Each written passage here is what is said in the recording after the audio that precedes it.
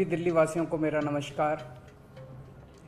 पिछले 1 साल से जब से कोरोना शुरू हुआ है, मैं समय समय पे आपके बीच में आके सभी तथ्यों को, परिस्थितियों को ईमानदारी के साथ आपके सामने रखता रहा हूँ, आपसे चर्चा करता रहा हूँ। एक चीज़ हम लोगों ने हमेशा गांठ बांध के रखी, आपको कभी गलत तथ्य नहीं दिए, आपसे कभी झूठ नहीं बोला, जो था आपके सामने रख दिया। अगर स्थिति अच्छी थी तो भी आपको बताया, स्थिति खराब थी तो भी आपको हमने ईमानदारी से बताया, क्योंकि हम पहले दिन से समझ गए थे कि ये इतनी बड़ी आपदा है कि आपके साथ के बिना, जनता के साथ के बिना अकेले इस आपदा से सरकार सामना नहीं कर सकते। जनता का सहयोग और जनता की सहभागिता इस पूरे संघर्ष में बेहद ज़रूरी है। और जब तक जनता को सच नहीं बताया जाएगा, सारे तथ्य जनता के सामने नहीं रखे जाएंगे, तब तक जनता की भागीदारी सुनिश्चित करना असंभव था। इसीलिए हमने हर चीज़ आपके सामने रखी। हमने टेस्ट नहीं कम होने दिए। आज दिल्ली के अंदर सबसे ज़्यादा टेस्ट हो रहे हैं। मैं तो ये कहूँगा कि अगर प्रति 10 लाख की पॉपुलेशन पे देखा जाए तो शायद पूरी दुनिया में सबसे ज़्यादा टेस्ट दिल्ली में हो रहे हैं। मैंने देखा कि कई जगहों पे उन्होंने टेस्ट कम कर दिए। टेस्ट कम कर दिए तो केस कम आने लग गए। इस तरह से तथ्यों के साथ कई जगह हेर फेर करने की कोशिश की गई। हमने ऐसा नहीं किया। हमने टेस्ट कम नहीं किए, उल्टे कम करने की वजह हमने दिल्ली में टेस्ट कई गुने बढ़ा दिए। आज लगभग 1 लाख टेस्ट दिल्ली में डेली हो रहे हैं। हमने मौत के आंकड़े आपसे नहीं छुपाए। जितनी मौतें होती थी हमने सब आपके सामने रखी, ईमानदारी से रखी।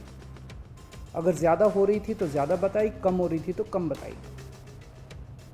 कितने बेड्स हैं, कितने आईसीयू बेड्स हैं, क्या परिस्थितियां हैं, हर चीज़ आपके सामने ईमानदारी के साथ रखी।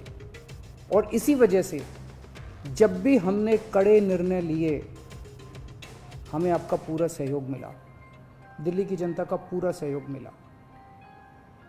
मैं हमेशा कहता हूं कि हमारी दिल्ली एक परिवार है। दिल्ली के 2 करोड़ लोग एक परिवार हैं। और जब परिवार में कोई आपदा आती है तो सारे परिवार के लोग मिलकर उसका सामना करते हैं। अब भी हम सभी मिलकर इसका सामना करेंगे। पहले भी जीत हुई थी, अब भी जीत होगी। आज दिल्ली में क्या परिस्थिति है? पिछले 24 घंटे में दिल्ली में लगभग 23,500 केस आए हैं। उसके पिछले 24 घंटे में लगभग 25,500 केस आए थे। तो पिछले 3-4 दिन से रोज हम देख रहे हैं लगभग 25,000 के करीब केस आ रहे हैं। पॉजिटिविटी बहुत ज़्यादा बढ़ गई है, संक्रमण दर बहुत ज़्यादा बढ़ गई है। दिल्ली के अंदर अस्पतालों में उपलब्ध बेड्स की भारी कमी हो रही है। डेली 25-25 हज़ार अगर पेशेंट्स आएंगे तो कोई भी व्यवस्था चरमरा सकती है। दिल्ली के अंदर बेड्स की भारी कमी हो रही है। आईसीयू बेड्स दिल्ली में लगभग ख़त्म हो गए हैं। आज सुबह मैं ऐप पे देख रहा था 100 से भी कम आईसीयू बेड्स दिल्ली में बचे हैं। ऑक्सीजन की भारी कमी हो रही है। कल हमने सेंट्रल गवर्नमेंट को भी लिखा है, उनसे बातचीत चल रही है। परसों रात को एक हादसा होते होते बचा। एक प्राइवेट हॉस्पिटल ने हमें बताया कि परसों रात को 3 बजे के करीब उनके अस्पताल की ऑक्सीजन लगभग ख़त्म हो गई। वो बोले जी हम तो बहुत बुरी तरह से डर गए, बहुत बड़ा हादसा हो सकता था। इधर उधर हाथ पैर मार के किसी तरह से उन्होंने कहीं से ऑक्सीजन का इंतजाम किया। दवाइयों की कमी हो रही है, रेमडेसिविर दवाई की खासकर काफ़ी कमी हो रही है। ये सारे तथ्य मैंने आपको डराने के लिए नहीं बताए। ये सारी परिस्थिति है और इन परिस्थितियों में हमें अब अगला कदम क्या उठाना है, इस पे चर्चा करने के लिए मैंने आपको ये परिस्थिति बताई है। तो दिल्ली के अंदर कोरोना की परिस्थिति काफ़ी गंभीर है। अभी तक हमने दिल्ली के अंदर हेल्थ सिस्टम को बड़े अच्छे तरीके से मैनेज किया। दिल्ली में चौथी वेव आई है। पहली वेव पिछले साल जून में आई थी जिसमें 4,500 के करीब केस आए थे। दूसरी वेव आई फिर सितंबर में, फिर तीसरी वेव आई जिसमें 8,500 के करीब केस आए थे। दुनिया के कई शहर ऐसे हैं, बड़े बड़े देशों के, विकसित देशों के शहर, जहाँ 6,000 केस आए तो उनका पूरा हेल्थ सिस्टम चरमरा गया, कोलैप्स कर गया। दिल्ली में 8,500 केस आए पिछली बार तीसरी वेव में, तब भी हमारा सिस्टम कोलैप्स नहीं किया। उल्टे हमने और ज़्यादा अपनी तैयारियां शुरू कर दी। आज 25,000 केस आए हैं। अब दिल्ली का हेल्थ सिस्टम अपनी सीमा तक पहुंच गया है। हमारा हेल्थ सिस्टम अब बहुत ज़्यादा तनाव में है। मैं ये नहीं कहूँगा कि हमारा हेल्थ सिस्टम अभी कोलैप्स किया है, लेकिन आज हमारा हेल्थ सिस्टम बहुत ज़्यादा तनाव में है। किसी भी हेल्थ सिस्टम की अपनी सीमाएं होती हैं। अनगिनत पेशेंट्स तो कोई भी सिस्टम नहीं ले सकता ना। किसी भी सिस्टम की अपनी सीमाएं हैं। पिछले 5 साल में आपकी सरकार ने दिल्ली में बहुत बड़े स्तर पे स्वास्थ्य के क्षेत्र में काम किया है। खूब नए हॉस्पिटल खोले हैं, मोहल्ला क्लिनिक, पॉलीक्लिनिक बनाए हैं। बहुत बड़े स्तर के ऊपर स्वास्थ्य के क्षेत्र में काम हुआ है। यही कारण है कि आज 25,000 केस के ऊपर भी दिल्ली का सिस्टम चल रहा है। लेकिन अब इसके बाद अगर तुरंत कुछ कठोर कदम नहीं उठाए गए तो ये सिस्टम कोलैप्स कर सकता है। और अगर हेल्थ सिस्टम कोलैप्स कर गया तो मुझे डर है कहीं बहुत बड़ी त्रासदी ना हो जाए।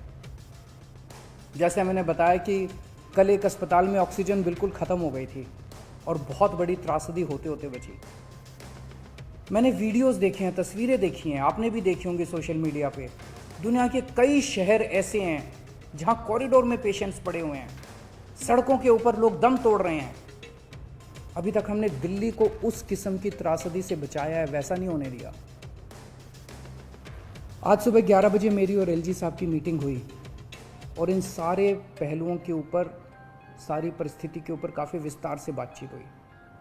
और उस बातचीत के बाद हमें ये लगा कि दिल्ली का हेल्थ सिस्टम बड़ी मात्रा में और अधिक पेशेंट्स अब लेने में असमर्थ है। अगर हमने अभी लॉकडाउन नहीं लगाया तो कहीं ऐसा ना हो कि बड़ी त्रासदी हो जाए। हम किसी भी हालत में दिल्ली को उस परिस्थिति में नहीं ले जाना चाहते जहां कॉरिडोर के अंदर पेशेंट्स पड़े हैं, सड़कों पे लोग दम तोड़ रहे हैं।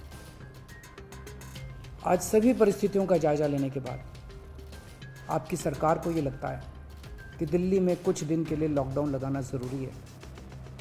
तो आज रात को 10 बजे से अगले सोमवार को सुबह 5 बजे तक 6 दिन के लिए दिल्ली में लॉकडाउन लगाया जा रहा है। इस दौरान जाहिर है कि जो एसेंशियल सर्विसेज हैं वो जारी रहेंगी, खाने पीने की, मेडिकल व्यवस्थाओं की वो जारी रहेंगी। ये शादियों का सीज़न है, लोगों के बड़े मुश्किल से रिश्ते बनते हैं, हम उनके रिश्ते तोड़ना नहीं चाहते।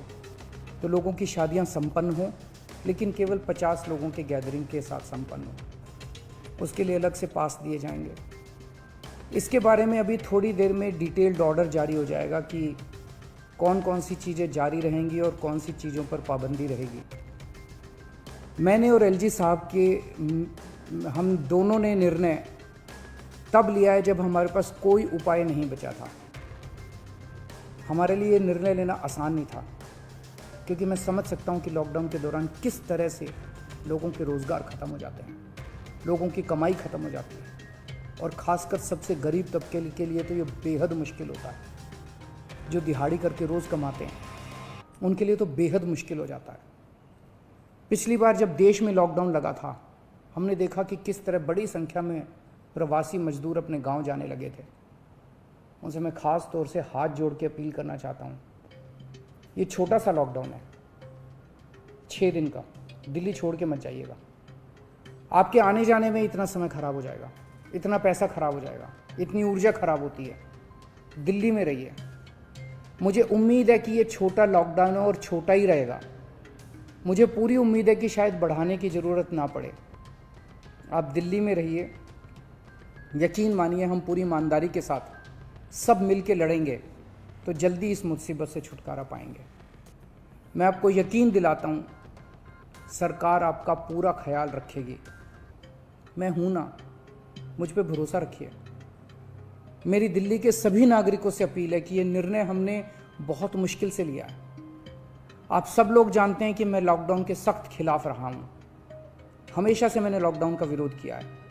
मेरा ये मानना है कि लॉकडाउन से कोरोना ख़त्म नहीं होता, लॉकडाउन से कोरोना की स्पीड कम हो जाती है। मेरा हमेशा ये मानना है कि अगर किसी भी शहर या राज्य की स्वास्थ्य व्यवस्था अपनी सीमा तक पहुंच जाए तो लॉकडाउन लगाना ज़रूरी हो जाता है, ताकि पेशेंट्स का नंबर कम हो जाए, ताकि हेल्थ सिस्टम को और दुरुस्त किया जा सके। ये जो 6 दिन का लॉकडाउन हम लगा रहे हैं, ये जो 6 दिन हम ले रहे हैं आपसे, इन 6 दिनों के अंदर हम बहुत बड़े स्तर के ऊपर और दिल्ली में बेड्स की व्यवस्था करेंगे। केंद्र से हम मदद मांग रहे हैं, उनसे लगातार संपर्क में हैं। केंद्र सरकार हमारी मदद भी कर रही है, उसके लिए हम केंद्र सरकार के शुक्रगुजार हैं। उनसे ऑक्सीजन की व्यवस्था करेंगे, दवाइयों की व्यवस्था करेंगे। इस लॉकडाउन के समय को हम इन सब चीज़ों के लिए इस्तेमाल करेंगे। मेरी अब सब लोगों से गुजारिश है कि लॉकडाउन का पूरी तरह से पालन करें, घर से बाहर इस दौरान ना निकलें। पहले भी हमने कई कठिन निर्णय लिए और आपने मेरा पूरा साथ दिया। मुझे पूरी उम्मीद है आज भी आप मेरा साथ देंगे। हम मिलके इसका मुकाबला करेंगे और ज़रूर जीतेंगे। नमस्कार।